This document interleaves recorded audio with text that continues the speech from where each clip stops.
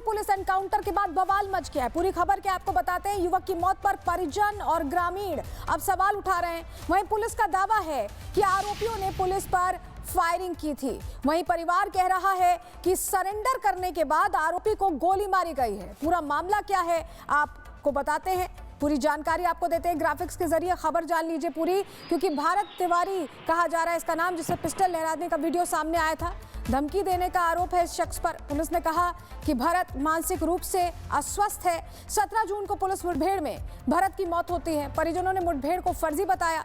भरत ने पिस्टल फेंककर सरेंडर किया है।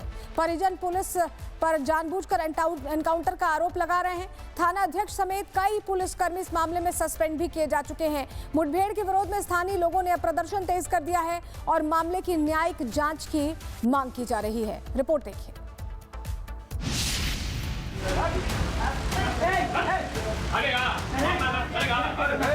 तो चलिए हथियार रख दिया जाता है, लीजिए। खून के बदले खून। लेकिन पुलिस को ये आत्मसमर्पण करने के बाद उसका एनकाउंटर नहीं करना चाहिए था। जो भी उनके पास आर्म्स था उन्होंने फेंक दिया थोड़ी दूर पे। उसके बाद वो वीडियो अचानक से कट हो गया।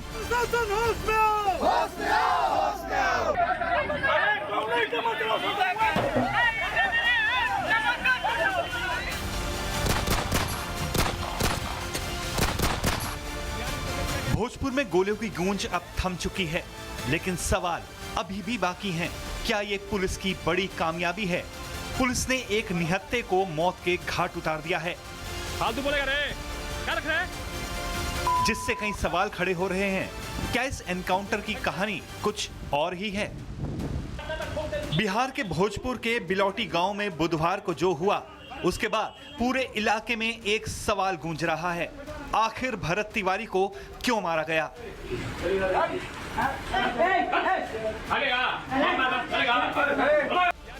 एक दिन पहले तक पुलिस जिस युवक को मानसिक रूप से अस्वस्थ बताकर उसका इलाज करने की बात कर रही थी, अगले ही दिन वही युवक पुलिस मुठभेड़ में मार दिया जाता है।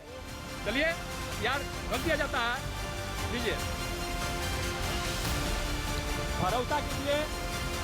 कुछ दिन पहले भरत तिवारी जो है देखिए बंदूक लिए लाइसेंसी अपनी चैन को बेचकर, ये भी कहा गया। लेकिन अब उसके बाद जब पुलिस कर्मी यहाँ पर लगातार आते रहे तो देखिए इस गांव के अंदर जब वो आए थे यहाँ पर देखिए एनकाउंटर यहाँ पर किया गया।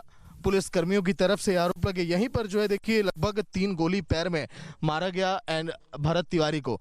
फिर भरत तिवारी जब यहाँ पर गिर गया उसके बाद कुछ देर के बाद कहा गया 2 गोली उनके पेट में भी मारी गई। भरत तिवारी कुछ देर के बाद हालांकि दम तोड़ दिए। इस एनकाउंटर के बाद गांव की सड़कों पर उबलता गुस्सा, 4 लेन पर घंटों जाम, पुलिस के खिलाफ नारेबाजी।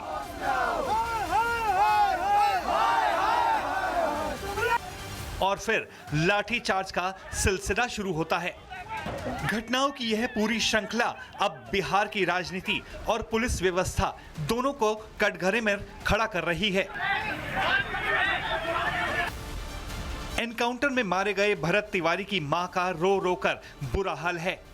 2 दिन पहले जो मां पुलिस से अपने बेटे को बहस करने से बचा रही थी, आज वही बेबस मां घर के कोने में पलंग पर पड़ी फूट फूट कर रो रही है। माता जी क्या कुछ हुआ था? आप लोग अभी तक क्या मांग कर रहे हैं? पुलिस पर जांच उठा रहे हैं, कैसे? चाहिए खून के बदले खून।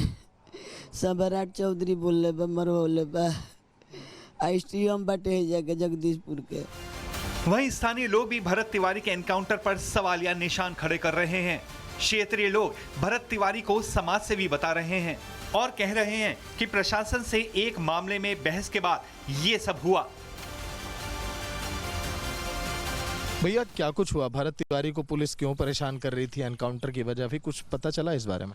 देखिए क्या है कि वो हमेशा से जो गरीब गुर्जा लोग थे उसके लिए वो आवाज़ उठाता था। ठीक है, आज की बात नहीं है ये 3-4 साल पहले उसकी फेसबुक आईडी आप निकाल करके देखेंगे तो उसमें आपको सारा डिटेल भी मिल जाएगा। भरत तिवारी के नाम से उसका फेसबुक आईडी था, उस पर देख लीजिएगा। आप लोग क्या चाहते हैं पूरे केस में? अब क्या एक्शन अब लिया जाए? हम लोग यही चाहते हैं कि इस घटना का एक निष्पक्ष जांच हो।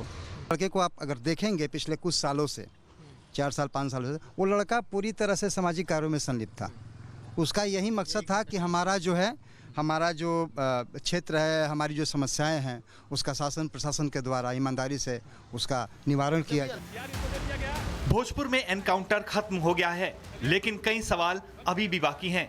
क्या मुठभेड़ की कहानी ठीक वैसी ही है जैसी पुलिस बता रही है? क्या हर पहलू की निष्पक्ष जांच होगी?